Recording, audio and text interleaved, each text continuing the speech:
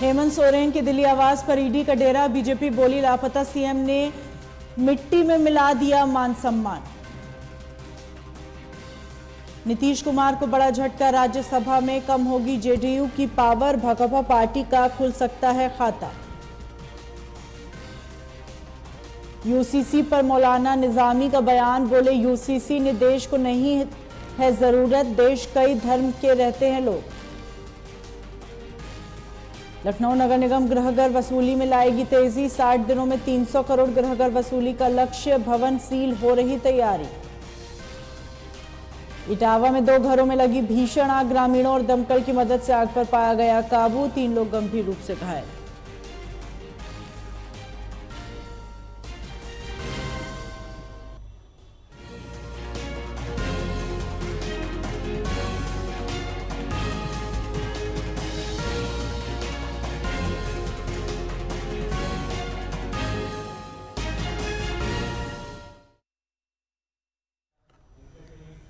नमस्कार, स्वागत है आपका। आप देख रहे हैं न्यूज लाइव, मैं हूं आपके साथ हिना। लोकसभा चुनाव से पहले जिस तरह से नीतीश कुमार इंडिया गठबंधन को जोर का झटका देते हुए एनडीए के साथ चले गए, उसके बाद उन पर सियासी हमले तेज हो गए। विपक्षी दल लगातार उन पर निशाना साध रहे हैं और इस बीच लखनऊ में सपा दफ्तर के बाहर नीतीश कुमार और ओम प्रकाश राजभर के खिलाफ पोस्टर लगाए गए। इन होर्डिंग्स को सपा के पूर्व प्रदेश सचिव आशुतोष सिंह की ओर से लगाया गया।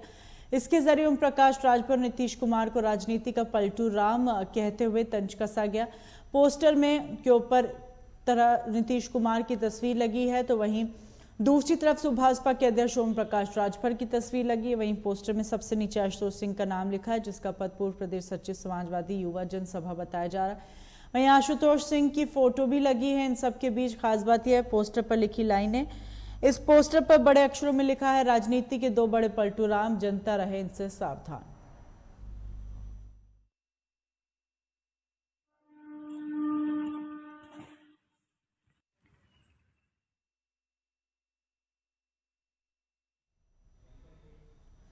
भाजपा के राष्ट्रीय अध्यक्ष ओपी राजभर को पलटू राम कहने पर उनके बेटे अरुण राजभर ने अखिलेश पर जमकर हमला बोला और कहा अखिलेश यादव को सबसे बड़ा पलटू राम बताया। अरुण राजभर ने कहा जो जनता के लिए काम कर रहा है उसको पलटू राम बता रहे हैं। ओपी राजभर हमेशा जनता के बीच रहते हैं और हजारों लोग उनकी सुनते हैं।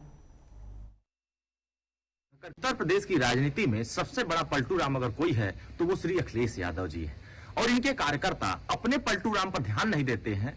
दूसरे नेताओं पर जो जनता के बीच में काम करते हैं, दलितों, पिछड़ों, आदिवासी, कमजोरों, वंचित वर्गों के बीच में रहकर के संघर्ष करते हैं, उनको जगाते हैं, उनको जागरूक करते हैं, उनके अधिकारों की लड़ाई लड़ते हैं, उनको ये अनाप शनाप बोलते हैं। तो इनका ये चरित्र रहा है। इनकी घबराहट, इनकी बौखलाहट और इनकी हताशा ये बता रही है कि आने वाले चुनावों में इनको जनता अब स्वीकार नहीं कर रही है। ये जब से श्री नीतीश कुमार जी एनडीए में शामिल हुए हैं, जो इंडी गठबंधन बन रहा था, जो घमंडिया गठबंधन बन रहा था, जो डर का बंधन बन रहा था, वो पूरी तरीके से बिखर गया, टूट टूट करके अलग हो गया। और अलग होने के बाद से श्री अखिलेश यादव जी की अकल काम करना बंद कर दिया है और उनके कार्यकर्ताओं का विवेक शून्य हो चुका है। तो कहीं न कहीं ये माननीय ओम प्रकाश राजभर जी से डरे हुए लोग अब होर्डिंग लगा करके ये दिखा रहे हैं कि इनसे अब सावधान हो जा रहे। सावधान तो आपसे जनता हो चुकी है।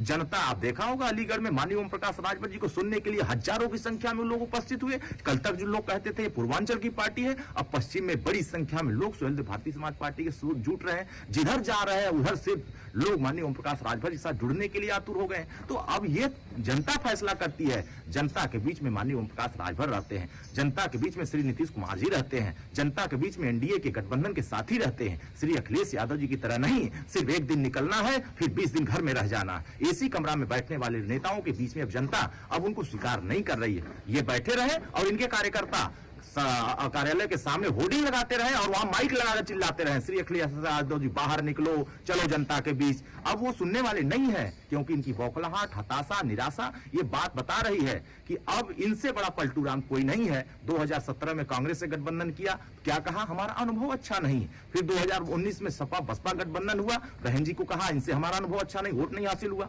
2022 में सुहेलदेव भारतीय समाज पार्टी ने क्या जीवनदान दे दिया, क्या उनको संजीवनी दे दिया कि 47 सीट से 125 पहुंच गए, तो घमंड बढ़ गया। तो आने वाले समयों में 2024 से अंडा मिलेगा, जीरो मिलेगा और खाता तक नहीं खुलेगा। उत्तर प्रदेश की जनता तय कर चुकी है। मैं कल कन्नौज में था, मुझे जनता, वहां की जनता ने कहा जो राम को लाए हैं हम उनको लाएंगे, हम बाकी किसी को नहीं लाएंगे, सबको भगाएंगे। तो अब आप तय कर लीजिए कि देश की जनता किसके साथ जा रही है। एनडीए के साथ जा रही, मोदी जी के गारंटी योजना जो चल रही है, जो विकास की यात्रा चली उसके साथ जा रही, और माननीय ओम प्रकाश राजभर जी एनडीए के साथ है। इसीलिए समाजवादी पार्टी के नेता बौखलाकर इस तरह से बयान दे रहे हैं, इस तरह की होर्डिंग लगा रहे हैं। उनकी बौखलाहट बता रही है कि 2024 में साफ होने जा रहा है और एनडीए 80 के 80 जीतने जा रही है। मोदी जी तीसरी बार प्रधानमंत्री बनने।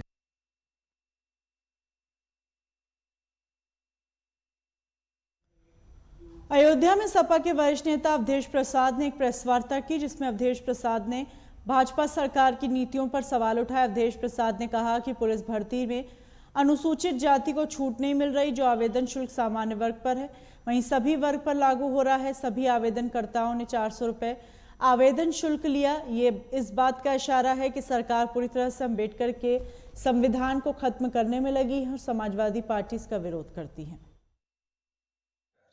पुलिस की भर्ती होने जा रही है, जिसमें आवेदन फार्म लिए जा रहे हैं ऑनलाइन, उसमें 400 रुपया है। 400 रुपये आवेदन शुल्क सामान्य जात का है और 400 रुपया है अनुसूचित जात का। तो ये गंभीर मामला है। ये जो अधिकार था, ये हमें संविधान प्रदत्त है, ये कोई भीख नहीं है, ये दया नहीं है, ये बाबा साहब भीमराव अम्बेडकर का बना हुआ संविधान है, जिसके तहत अनुसूचित जात के लोगों को रिजर्वेशन मिलता है, छूटें मिलती हैं, सहूलियतें मिलती हैं। लेकिन इस बात का इशारा है कि सरकार पूरी तरह से बाबा साहब भीमराव अम्बेडकर के संविधान को बचाने को खत्म करने में लगी है। हमारी पार्टी माननीय राष्ट्रीय अध्यक्ष अखिलेश यादव के नेतृत्व में लगातार इस प्रदेश प्रदेश की जनता को जागरूक कर रही है पीडीओ के द्वारा कि हमारा संविधान खतरे में है, बाबा साहब भीमराव अम्बेडकर का संविधान खतरे में है, लोकतंत्र खतरे में है, देश खतरे में है। इसको बचाने के लिए जागरूक कर रहे हैं और जगह जगह ये पखवाड़ा चल रहा है हमारा पीडीए का। पूरी तरह सरकार की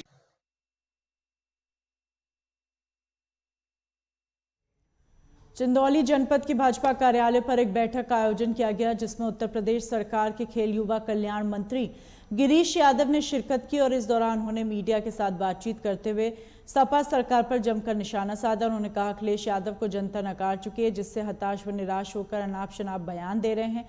जब चुनाव हारते हैं तो ईवीएम को दोष देते हैं और बैलेट पेपर से चुनाव कराने की मांग करते हैं, जबकि नगर पालिका, नगर पंचायत और मेयर का बैलेट पेपर से ही चुनाव कराया गया तो उसमें भी भाजपा ने भारी जीत हासिल की। वहीं अखिलेश यादव द्वारा बिहार की घटनाक्रम को लेकर विश्वासघात कहे जाने पर चुटकी लेते हुए कहा अखिलेश यादव खुद विश्वासघाती हैं और प्रकाश राजभर और मायावती के साथ भी वो विश्वासघात कर चुके हैं।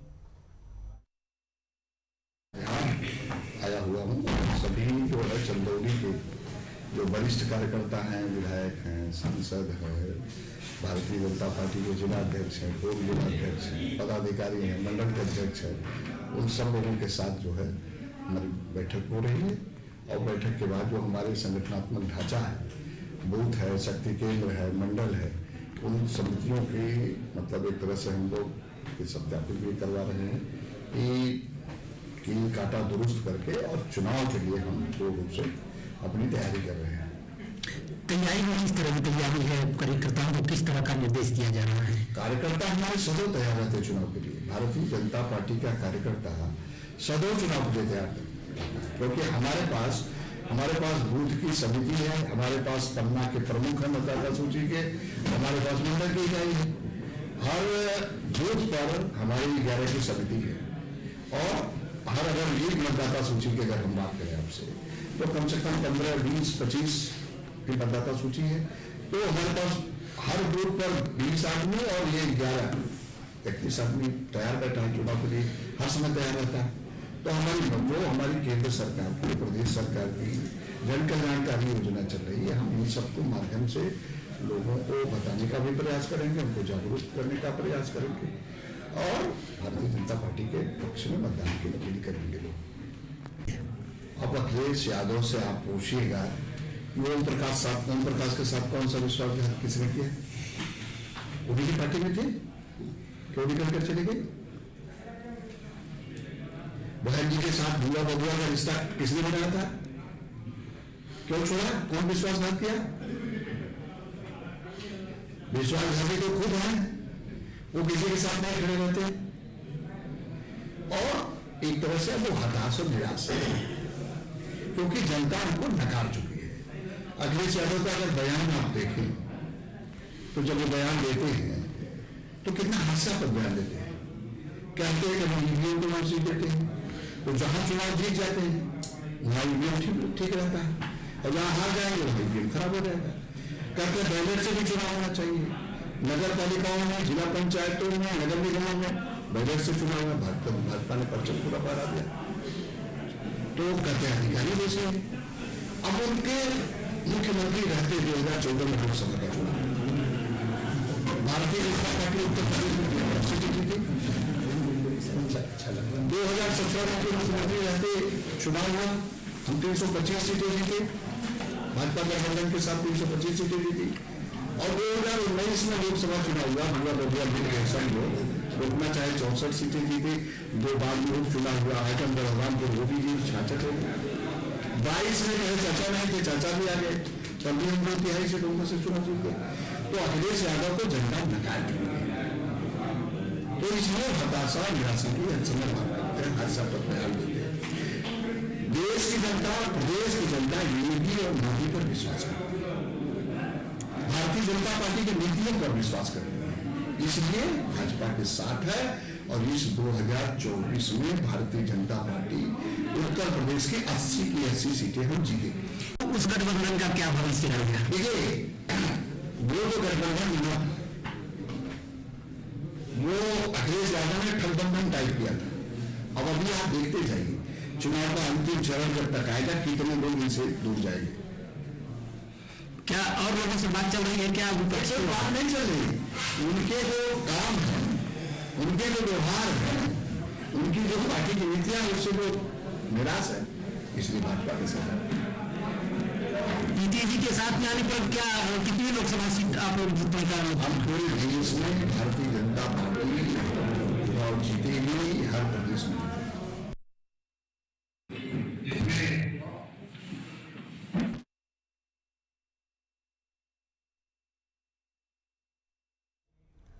पीलीभीत पे राम मंदिर उद्घाटन के बाद राम राज्य का असर दिखना शुरू हो गया। यूपी सरकार में गन्ना राज्य मंत्री संजय सिंह गंगवार ने पीलीभीत की पुरानी गल्ला मंडी का नाम बदलकर राम बाजार कर दिया और जल्द ही इस नाम का शिलापट भी लगवा दिया जाएगा। वहीं मंडी के नाम में बदलाव से व्यापारियों में खासा उत्साह देखने को मिल रहा है। दरअसल शहर की पुरानी गल्ला मंडी में 25 लाख रुपए की विधायक निधि से बनी सीसी रोड का गन्ना राज्य मंत्री संजय सिंह गंगवार लोकार्पण करने के लिए पहुंचे थे। इस दौरान मंडी के व्यापारियों ने राज्य मंत्री से मंडी का नाम राम बाजार रखने का प्रस्ताव रखा। इस पर राज्य मंत्री ने भी नामकरण पर हामी भर दी और जल्द ही राम बाजार के नाम की शिलापट लगवाने की बात की, जिसके बाद मंडी में जश्न का माहौल है। व्यापारियों ने लोगों को मिठाइयां भी बांटी।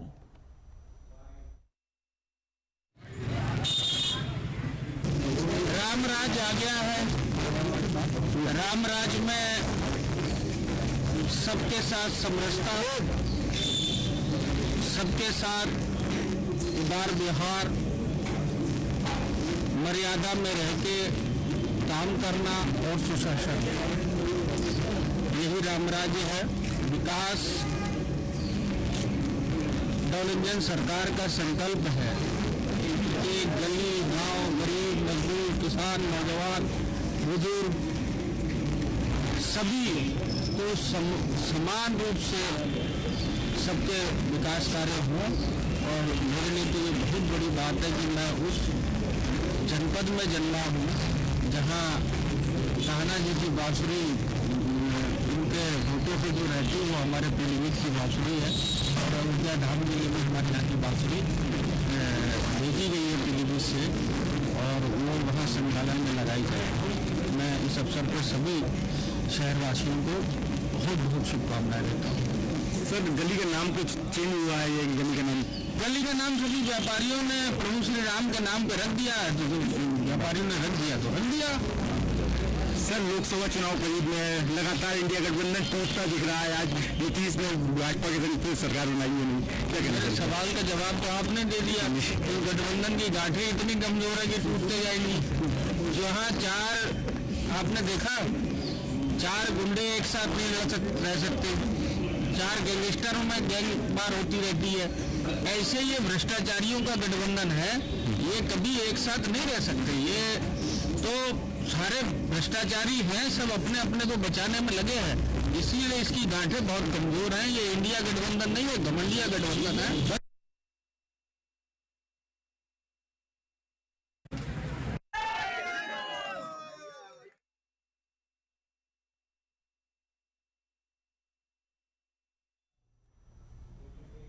सीतापुर में सहारा उत्पीड़ित निवेशकों ने राष्ट्रपति को संबोधित ज्ञापन में इच्छा मृत्यु गुहार लगाई। काफी समय से कलेक्ट्रेट पहुंचे सहारा उत्पीड़ित निवेशकों ने डीएम को ज्ञापन सौंपा और राष्ट्रपति से इच्छा मृत्यु की मांग की। बता दें, लंबे समय सहारा उत्पीड़ित निवेदक भुगतान की मांग कर रहे हैं। इस मामले को लेकर सहारा निवेशकों ने शहर कोतवाली में सहारा कंपनी के मालिक सहित कई लोगों के खिलाफ केस दर्ज कराया था, लेकिन भुगतान न होने के चलते लगातार सहारा निवेशक समय समय पर आंदोलन करते रहे हैं। सहारा उत्पीड़ित निवेशक के अध्यक्ष नवल किशोर मिश्रा ने मांग की, एफआईआर दर्ज होने के बाद भी पुलिस ने कोई कार्रवाई नहीं की।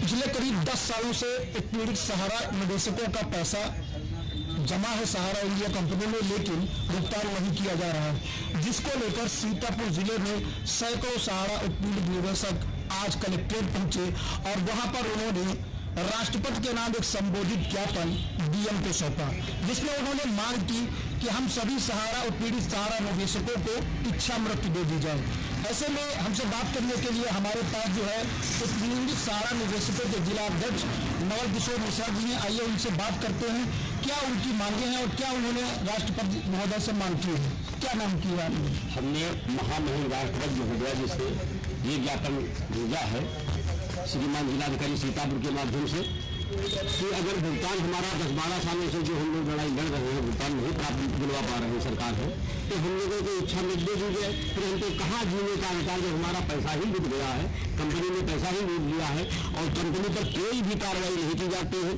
3000 लगभग देश भर में एफआईआर दर्ज है और एफआईआरों पर कोई कार्रवाई नहीं। हमने भी सीतापुर में एफआईआर दर्ज कराई थी, उस पर बने हमारा पक्ष जाने हुए सीतापुर कोतवाली पुलिस द्वारा एफआईआर लगा दी गई।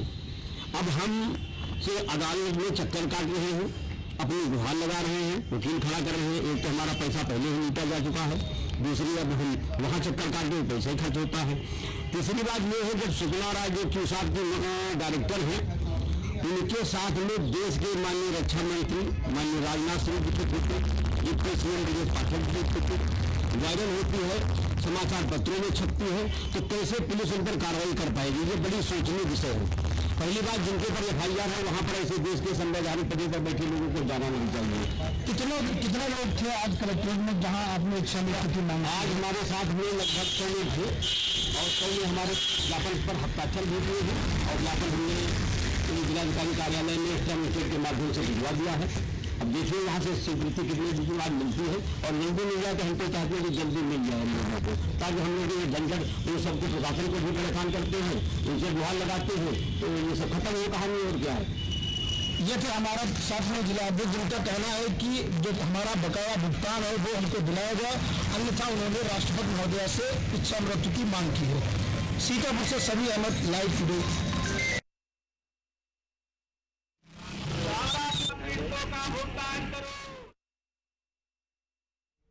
यूपी के सीतापुर में एक महिला बंदी ने इंग्लिश राइटर पर छेड़छाड़ का आरोप लगाया। इसे लेकर महिला बंदी ने इंग्लिश राइटर पर मुकदमा भी दर्ज कराया। उसका कहना है जेल के उच्च अधिकारियों को घटना की पूरी जानकारी दिए जाने के बाद भी जेल के अधिकारियों ने इंग्लिश राइटर पर किस तरह की कार्रवाई नहीं की और इसके बाद राइटर ने महिला बंदी को धमकी भी दी।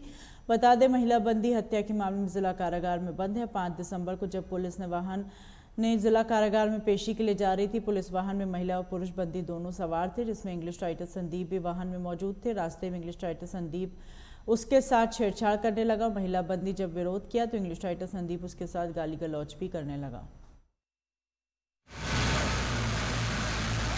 ये पिछले महीने जब उच्चाधिकारियों द्वारा जेल भ्रमण किया जा रहा था तो ये महिला बंदी जेल में बंद है, जिसने वहाँ पे इंस्पेक्शन के दौरान ही डिस्ट्रिक्ट जज साहब को एक एप्लीकेशन दी थी, जिसमें उसने आरोप लगाया था कि जब ये पेशी पर जाते हैं तो उसकी पेशी पे जाते हैं, जब वो कोर्ट में गाड़ी से उतर रही थी तो एक पुरुष बंदी ने उसके ऊपर कुछ छीटाकशी की थी, कुछ कमेंट पास किए थे, जिसके संबंध में डिस्ट्रिक्ट जज साहब द्वारा ये आदेश हुआ गया कि जो जेल के अधिकारी हैं उनके द्वारा इस प्रकरण में जांच की जाए। अधिकारियों द्वारा जब जांच की गई तो उसकी त्रुटि जब घटना को सही पाया गया तो उसके संबंध में एक मुकदमा कोतवाली नगर में पंजीकृत हुआ है 6 तारीख।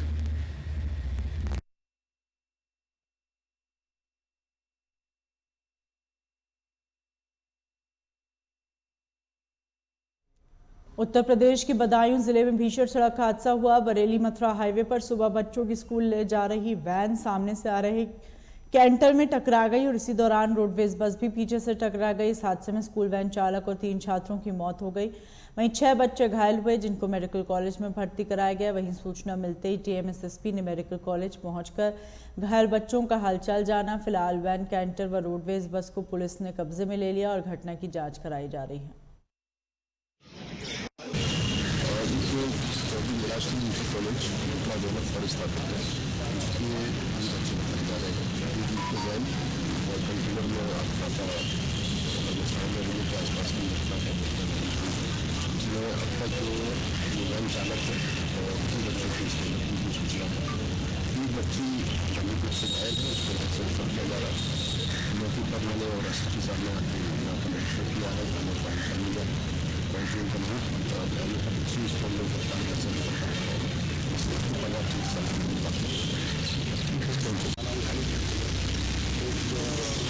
कैंटर से 3 गाड़ियाँ कैंटर बस और एक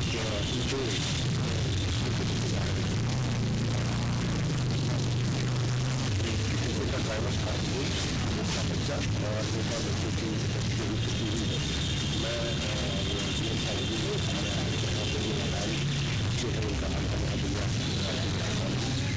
जैसे एक बच्चे की सीरियल से बाकी बच्चे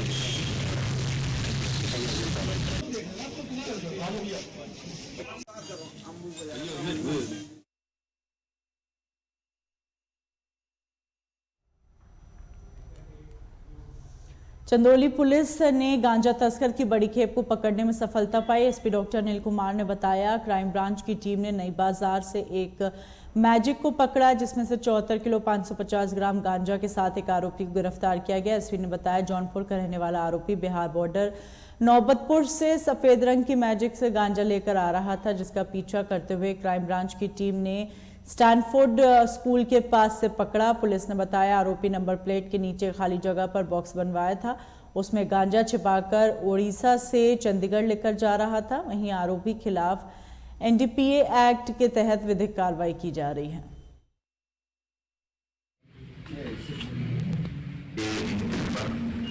एसएचओ सकलिया राजीव सिंह और उनकी टीम के द्वारा कल एक विधवर्क करते हुए लगभग 74.5 किलोग्राम गांजा के साथ एक अजय पटेल नाम के एक को गिरफ्तार किया है। अभी तक की जानकारी में उसने बताया है कि यह उड़ीसा से लाते और बीच में किसी दूसरे व्यक्ति को देता था और चंडीगढ़ और उसके आसपास के इलाकों में खपाने के लिए लोग लेके आते थे। वो उड़ीसा से इसको लेके आते थे। बाकी इनका आपराधिक इतिहास और अन्य जानकारी की जा रही है। ये मैजिक गाड़ी में एक बॉक्स में बना के इस तरह से उसमें छुपा देते थे तो चेकिंग के दौरान पकड़े जाने की गुंजाइश ना है। सर, इसके पहले भी लेके आई हूँ कि पहली बार आया? इन्होंने 2-3 बार पहले बताया है, महीना बताया है, किस महीने में लेके आए थे, उस संबंध में और जानकारी की जा रही है। कहाँ का रहने वाला है? ये जनपद जौनपुर का रहने वाला है। ठीक सर।